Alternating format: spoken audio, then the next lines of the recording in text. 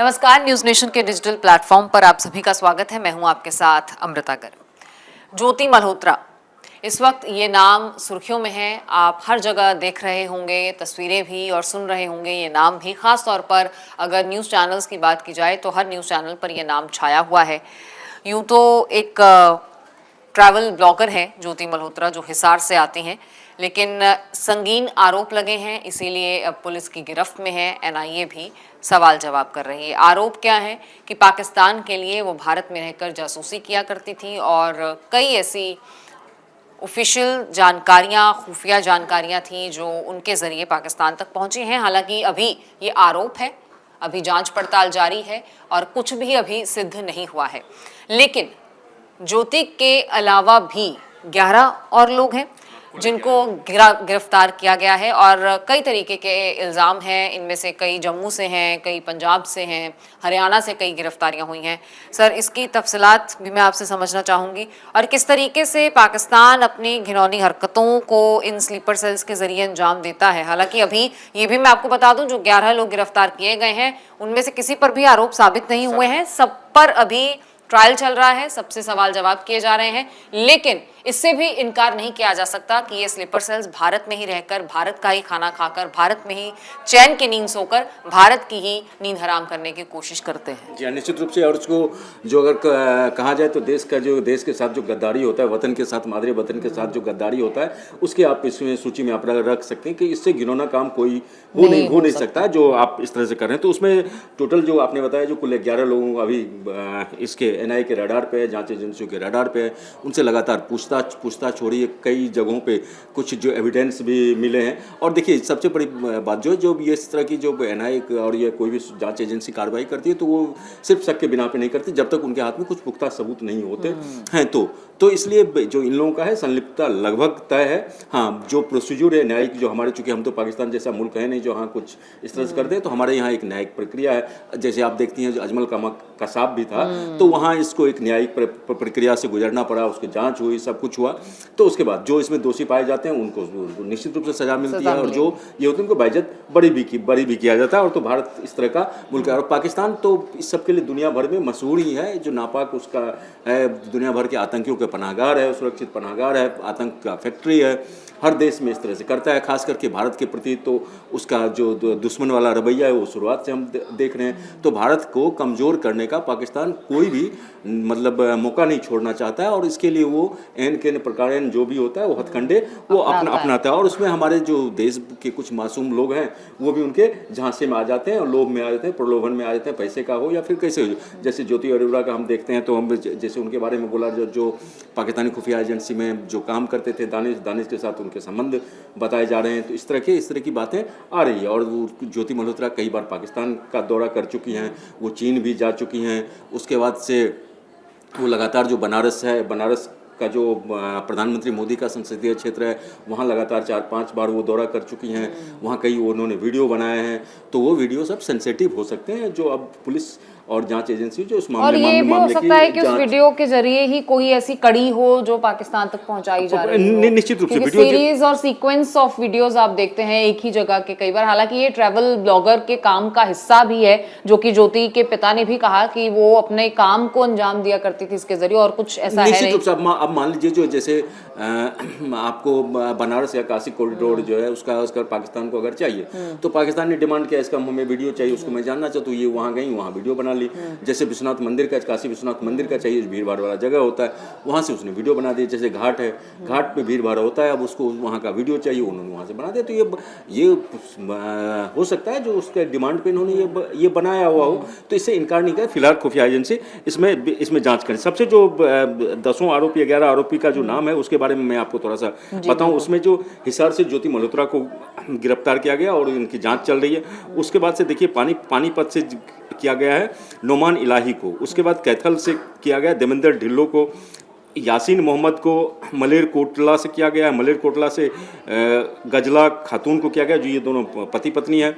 उसके बाद से फिर देखिए मुरादाबाद जो उत्तर प्रदेश में है, वहाँ से शहजाद को किया गया है। उसके बाद से नूह से मोहम्मद तारीफ को किया गया है। उसके बाद से नूह से ही अरमान को किया गया है, वटिंडा से रकीब को किया गया है, जालंधर से मोहम्मद मुर्तजा अली को किया गया। तो इन लोगों के खिलाफ और जो है गजाला की गिरफ्तारी के बाद ही ज्योति मल्होत्रा की गिरफ्तारी हुई है, तो ऐसी भी कुछ अनुमान लगाए जा रहे हैं कि गजाला से जो पूछताछ की गई है, हो सकता है वहां कोई ऐसी कड़ी मिली हो या ज्योति के बारे में कोई इन्फॉर्मेशन मिला हो। उसका देखिए ज्योति पे जो आरोप है, ज्योति क्या करती हैं उसके मैं बताऊं।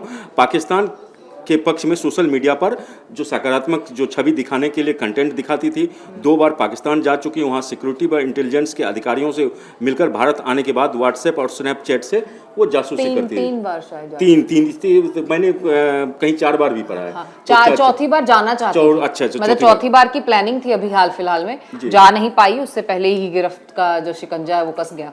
उसका देखिए नोमान इलाही जो पानीपत से, वो भारतीय सेना की गतिविधि और ट्रेनों के आवागमन से संबंधित संवेदनशील जानकारी इलेक्ट्रॉनिक उपकरणों के माध्यम से पाकिस्तान को भेजता था।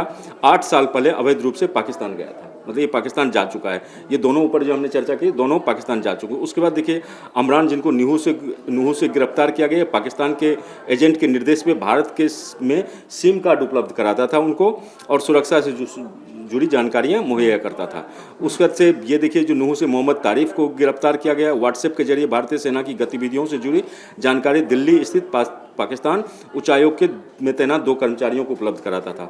उसके बाद से देखिए देवेंद्र ढिल्लो, जिनको कैथल से किया गया है, ये हनी ट्रैप के जरिए वहाँ के एजेंटों के संपर्क में आया। देखिए पाकिस्तान किस तरह से हनी ट्रैप का भी इस्तेमाल ज्योति मल्होत्रा भी उसी की विक्टिम है। उसी तरह की विक्टिम, मतलब ज्योति मल्होत्रा का जो विक्टिम है उसको तो आप ये भी जो धर्म वाला जो होता है वो वाला भी आप मामला से उसको जोड़ के आप देख सकती हैं उसको, जो क्या बोलते लव जिहाद वाला। हालांकि उसका फ्यूचर क्या था ये तो भी कहा नहीं जा सकता, लेकिन बहुत सारी मुमकिन पॉसिबिलिटीज है। उसके बाद देखिए देवेंद्र ढिल्लो जो कैथल से है, वो संपर्क में था, गोपनीय जानकारी भेजता था, और एएसआई के एजेंट 5 एजेंट के साथ मिलकर इसको जासूसी गतिविधि, ये सब अभी आरोप हैं। ये सब आरोप हैं, लेकिन मैंने शुरुआत में ही कहा जो जिस तरह से आरोप होता है, तो सुरक्षा एजेंसी किसी पे अगर दबिश करती है, किसी को अपने पे शिकंजा कसती है, तो निश्चित रूप से जब तक उसके पास साक्ष्य नहीं होता तब तक वो इस तरह से, चूंकि ये मामला इस तरह का है जिसमें काफी सोच के फूक के कदम आपको बिल्कुल जाहिर तौर पर, और जो लिंक्स जो हैं वो जुड़ते चले जा रहे हैं। जांच में कई ऐसी चीजें सामने आ रही हैं